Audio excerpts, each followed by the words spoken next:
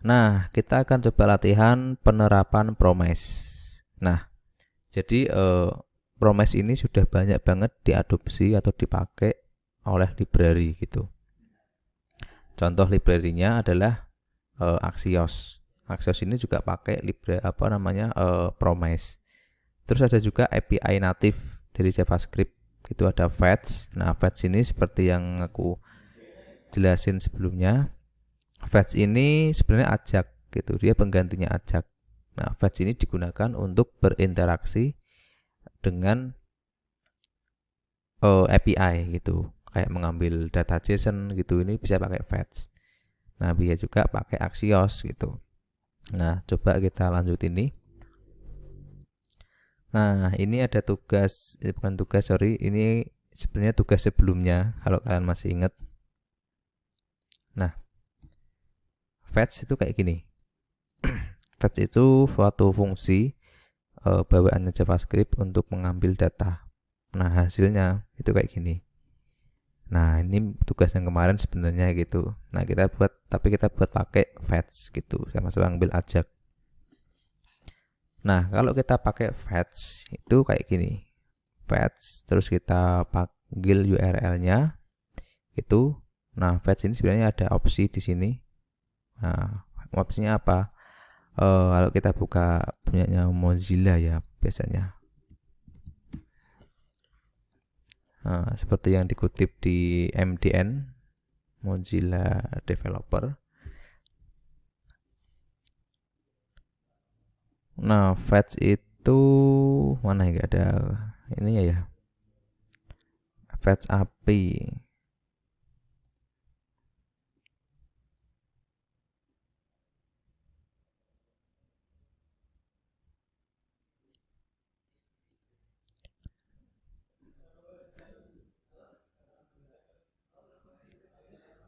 Nah, ini sebenarnya parameter pertama itu URL. Nah, parameter kedua itu opsi-opsinya. Jadi bisa pakai metodenya apa kan, kalau kita tahu di REST itu ada get, post, put, delete dan seterusnya. Nah, ada modenya, ada course origin apa enggak, ada case dan segala macamnya. Ada header dan redirect juga sama bodinya gitu. Nah, tadi mana? Di sini ya. Nah, jadi karena kita nggak pakai method, atau kalau kita kayak gini aja, itu defaultnya itu get gitu. Nah, kalau get ini bisa dipanggil gitu. Get itu mirip kayak kita manggil lewat URL kayak gini. Nah, kayak gini persis itu namanya get gitu. Nah, ini kita bahas lebih lanjutnya tuh waktu masuk ke backend ya, pakai Node.js sama Express. Nah, kalau kita pakai fetch, ini kembaliannya promise gitu. Fungsi ini kembaliannya promise. Nah, karena fungsi ini kembaliannya promise, kita bisa jadi menggunakan then gitu. Nah, cuma kalau kita pakai fetch, itu tuh kembalian pertamanya itu bukan langsung datanya gitu. Nah, atau kita coba gini deh, kita simulasinya di sini. Kita misal panggil buat fungsi get data, atau gini deh, data sama dengan ambil dari fetch gini, terus data then gini, resolve, kita console log resultnya gitu. Kalau kita save terus kita buka di sini, nah ini nanti nggak akan ada datanya, hilang. Kita buka konsolnya. Nah, dia yang dikembaliin sama fetch itu objek respon gitu.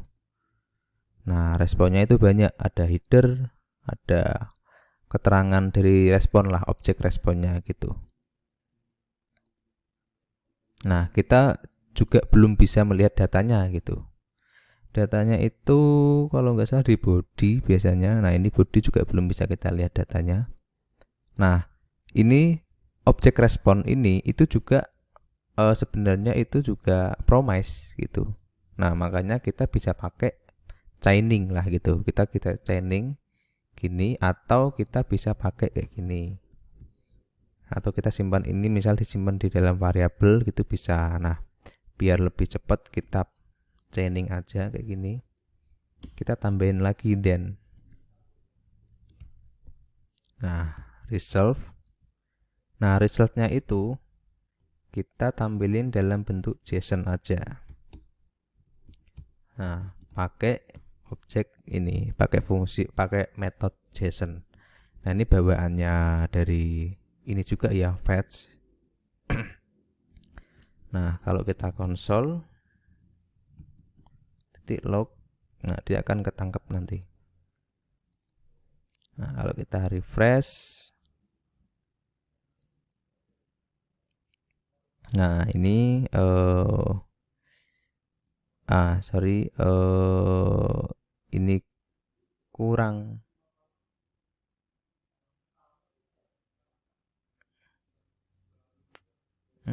Ini kelebihan ya. Nah, gini ya.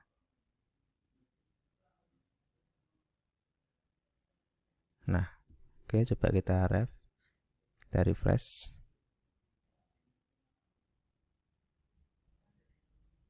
Oh, sorry. Oh, sorry, salah sintak. Ini harusnya yang di JSON tuh yang di sini deh. Gitu. Nah, kita kembaliin JSON-nya harusnya. Gitu. Nah, ini jangan lupa kalian ingat, ini kalau kita pakai arrow function, kalau kita pakai gini otomatis langsung itu ya, langsung menambil return gitu. Nah, kalau kita nggak pakai arrow function, misal kita pakai function biasa gini,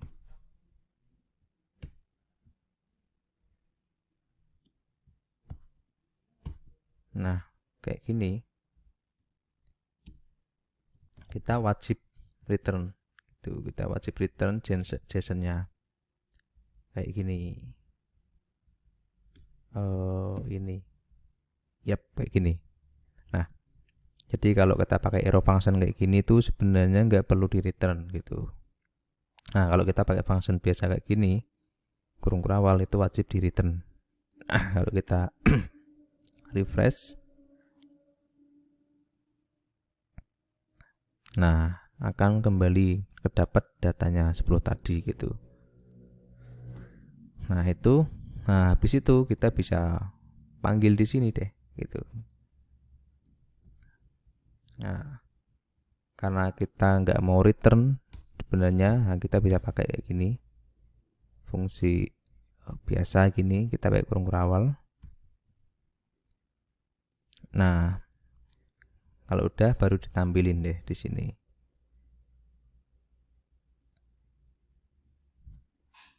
Nah, muncul. Nah, terus kita juga bisa pakai catch juga di sini gitu. Misal ini apa ini? Sorry. Ini harusnya ke sini. Nah, kita juga bisa pakai catch.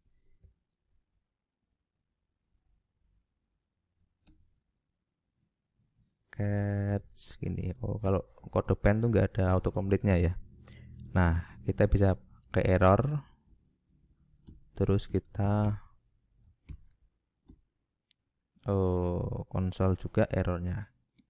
Misal kita konsol dulu deh. Gini. Nah, coba kita errorin ya. Misal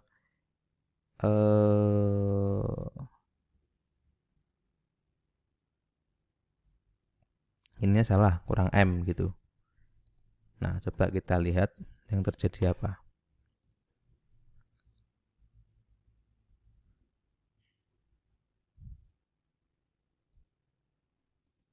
Nggak keluar.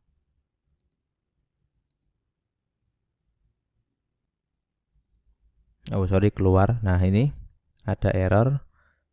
Tipenya itu type error. Artinya fail to fetch gitu. Nah, ini ada errornya kayak gini. Nah, gagal. Nah, ini bisa kita manfaatin juga sebenarnya gitu. Nah, kita coba buat ini apa namanya? Kita buat fungsi untuk menampilkan error itu. Sorry. Nah, jadi kayak yang tugas kemarin ada loading. Nah, kita bisa manfaatin itu juga. Misal aku membuat fungsi function message gini. Nah, dia mereka parameter msg. Nah, dia mengembalikan return. Nah, ini. Tadi aku udah buat duluan tadi. Nah, seperti ini. Nah, nanti dia akan mengembalikan pesan ini yang akan ditampilkan gitu. Nah, jadi kita bisa manfaatin di sini. Nah, ini juga bisa kita rapiin lagi ya. Kita buat dia mungkin mungkin di sini aja. Cons apa ya, table itu sama dengan diambil dari sini, baru tabelnya table. Nah, kita panggil. Nah, kalau error, nah, kita bisa pakai inner HTML nya message dari error. Nah, seperti yang kita pelajari tadi, ini fetch ini mengembalikan ini ya, objek error sesungguhnya. Jadi kita bisa ambil datanya dengan kayak gini, message gini, property message. Jadi pesannya akan ditampilkan nanti gitu. Nah, sekarang, nah kalau kita coba jalanin, nah ini udah keluar duluan ya, padahal kita belum panggil tadi. Nah, kita refresh. Nah, ini kalau error, nah dia akan nunggu. Nah, nunggunya ini nanti kita tambahin juga deh biar lebih bagus gitu, pakai finally. Nah, fail to fetch gitu, gagal. Nah, kita juga tadi bisa tambahin juga pakai finally di sini.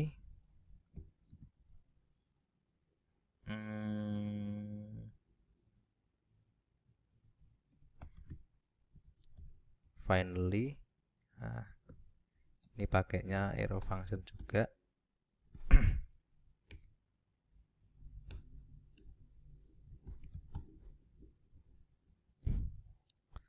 Nah, karena kita nggak pakai ini ya, kalau kita nggak pakai, jadi sebenarnya makanya gini bisa dikosongin. Nah, cuma kita lihat gitu, kita lihat hasilnya. Jadi kalau finally sebenarnya di awal ya, jadi kalau prosesnya ada, misal inner tabel inner HTML sama dengan kita kasih pesan, misal pesannya itu loading.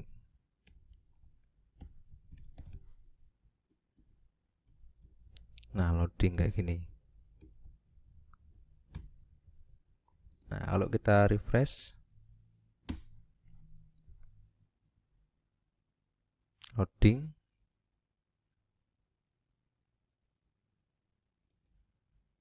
nah ini akan loading terus sampai hilang. Nah, karena error jadi hilang gitu.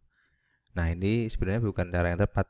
Maksudku, sebenarnya ini kalau kita pakai animasi gitu kan, on off-nya bisa pakai display non sama block gitu. Nah, karena ini kita pakainya HTML, jadi kita mungkin finally-nya kita kosongin aja gitu. Nah, jadi kalau nanti ini waktu refresh dia akan nunggu loading. Nah, nanti kalau ternyata error, dia akan menampilkan pesan errornya gitu. Oke, karena error mungkin cukup lama juga ya. Jadi dia mencoba terus-menerus mencari di internet gitu. Nah, sampai fail to fetch, gagal fetch. Nah, errornya bisa kita lihat lebih detailnya di konsol gitu. Nah, kalau ini berhasil, misal kita kasih M, kita berhasilin, loadingnya juga keluar, tapi cepat biasanya. Nah, bahkan nggak kelihatan gitu karena keburu datanya berhasil gitu. Nah, itu ketika pakai fetch gitu. Nah, ada juga pemanfaatan promise itu di library Axios gitu. Nah, Axios ini dia itu sebuah REST client, library untuk REST client. Nah, ini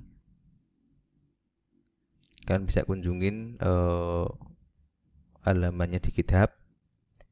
Nah, jadi Access itu adalah promise based HTTP client for browser and Node.js. Nah, jadi dia juga bisa berjalan di Node.js. Nah, tapi ini intinya, jadi dia itu HTTP client.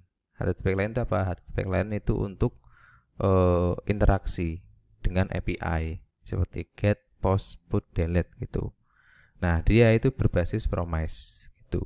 Nah, jadi kita bisa manfaatkan fitur-fitur promise tadi. Nah, kayak gini misal tadi. Nah, ketika kita pakai fetch itu kita harus ngembaliin lagi tuh resultnya ke dalam bentuk JSON. Nah, tapi kalau pakai Axios ini sudah otomatis menjadi JSON gitu. Nah, kita save. Nah, kita aktifin. Nah, untuk memakai promise kita wajib dulu install gitu. Nah, di sini nggak ada karena aku installnya itu di sini. Kalau pakai kode pen ya. Nah, aku tambahin tuh library CDN. Nah, kalau kalian mau masang sendiri di HTML, kalian juga bisa pakai ini panduannya.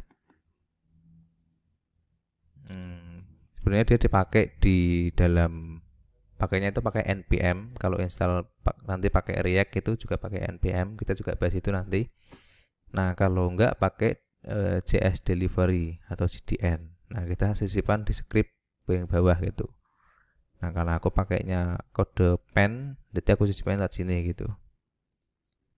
Nah, kalau udah bisa kita manfaatin langsung dengan memanggil objeknya Axios get sini, terus then resultnya langsung tampilin. Nah, ini sama aja, akan cepat banget nanti. Nah, kalau kita refresh, lebih singkat tulisannya, jadi lebih gampang dibaca aslinya gitu. Nah, itu dan sebenarnya banyak banget juga library yang memanfaatkan promise. Nah, ini ada tugas buat kalian. Ini materinya cukup panjang juga ya, hampir 1 jam lebih kita ngobrol. Nah, terus tugasnya kalian buat website portal berita dengan API dari news.org ini. Nah, hasil akhirnya seperti ini.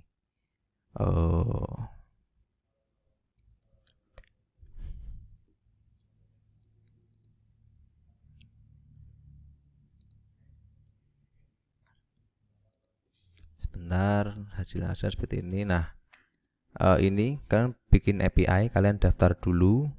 Nah, nanti kalian akan mendapatkan API yang bisa kalian pakai. Ini cara menggunakannya gitu. Nah, jadi dokumentasinya juga lengkap. Misal kita mau mencari berdasarkan keyword atau kita mau ini apa ya? Coba kita pakai JavaScript. Nah, ini ada contohnya searching by keyword itu endpointnya ini everything, terus tanda tanya, key itu query-nya apa, Apple. Terus kalau mau nambahin dari mana, terus yang penting ini ada API key. Nah, ini kalian dapat ketika kalian daftar nanti gitu. Nah, misal mau nambahin everything kayak gini. Nah, URL-nya kayak gini. Nah, query-nya Bitcoin. Kalau mau nampilin yang trending itu kayak gini. Nah, ada country. Nah, kalau kalian mau nampilin yang bahasa Indonesia, ubah ini jadi ID gitu. Nah, kayak mana tadi? Aku mau buka ini ya. Oh, salah. aku klik nama database. Nah, aku udah sempet bikinin contoh hasilnya nanti kayak gimana. Promise. Nah, kayak gini. Jadi nanti kalian buat kayak gini. Misal ini terbaru nih. Oh, misalnya ya yang nulis siapa? Ferry tanggal 8 jam 3 tadi. Jam 1 berarti. Nah, video ini dibuat tanggal 8 juga jam setengah 4 gitu. Misal mau nyari apa ya? PSIS Semarang. Atau PSIS saja. Nah, ini muncul gitu. Misal ya berita-berita kayak gitulah. Nah, ini juga yang terbaru juga gitu. Oh, enggak terbaru deh, sorry. Ini enggak terbaru. Nah, kalau kita pakainya ini tuh pakainya trending. Jadi aku kasih tahu yang ini. Jadi kalau nggak ada keyword sama sekali itu aku munculinnya trending. Makanya yang muncul yang terbaru gitu. Tapi kalau ada keywordnya, kita ngetikin misal apa ya? Misal COVID gini.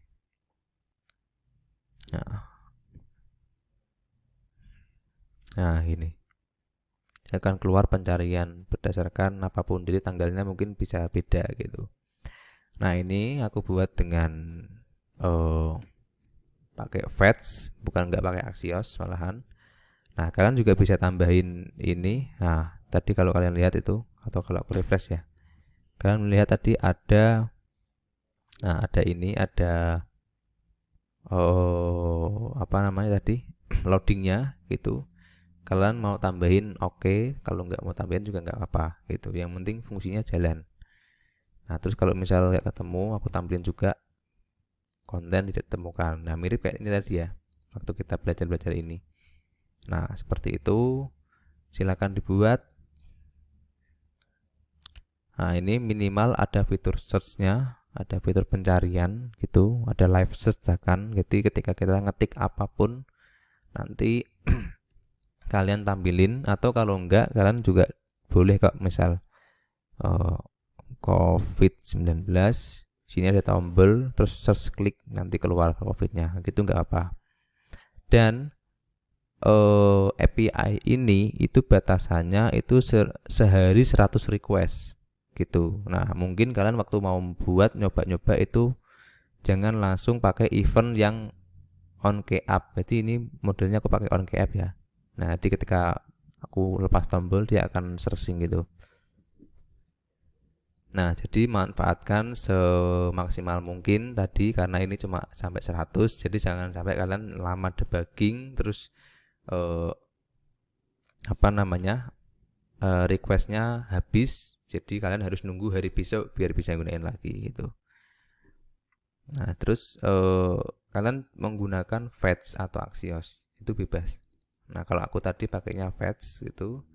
Nah, terus bisa menggunakan Bootstrap untuk layoutnya. Nah, aku juga pakai Bootstrap. Nah, kalau kalian mau pakai CSS native juga nggak apa-apa.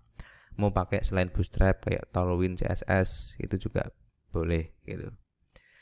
Oke, cukup untuk materi Promise. Kita udah 1 jam ternyata ngobrolnya.